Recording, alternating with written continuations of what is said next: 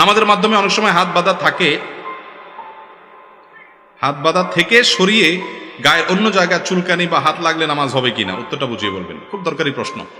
আপনি নামাজের মধ্যে হাত বাঁধা আছেন, এখন ধরেন আপনার শরীরে কোনো এক জায়গায় চুলকানি লাগছে অথবা একটা মশা বসছে, আপনি কি করবেন?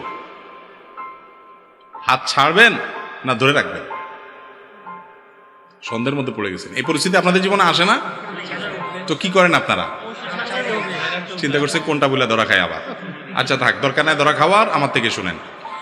আপনার যদি হাত বাঁধা অবস্থায় ধরেন মশা কামড় দিল বা খুব চুলকানি হয়েছে, তাহলে সেক্ষেত্রে আপনি হাত দিয়ে আস্তে করে মশা দৌড়ে দিতে পারেন, অথবা হালকা চুলকানি লাগলে চুলকায়া আপনার চুলকানির যে কষ্ট সেটা মিটায়া আবার আপনি হাত বাঁধতে পারেন, এতে কোনো অসুবিধা হবে না। আমরা মনে করি যে না, এই হাত বাঁধলে নামাজ মনে ছুটে যাবে। নামাজের মধ্যে হাত বাঁধা কি ফরজ না ওয়াজিব? হাত বাঁধাটা কি ফরজ না ওয়াজিব? সবাই ওয়াজিব বলতেছেন, আপনারা ওয়াজিব মনে করেন। নামাজের এই কমন মাসালাটা আমরা অনেকে জানি না। হাত বাঁধাটা সুন্নাত। হাত যদি নাও বাঁধেন তাও কি হয়ে যাবে? সেখানে যদি আপনি একটু চুলকান, তাতে সুন্নত সামান্য সময়ের জন্য ছুটলো, নামাজ নষ্ট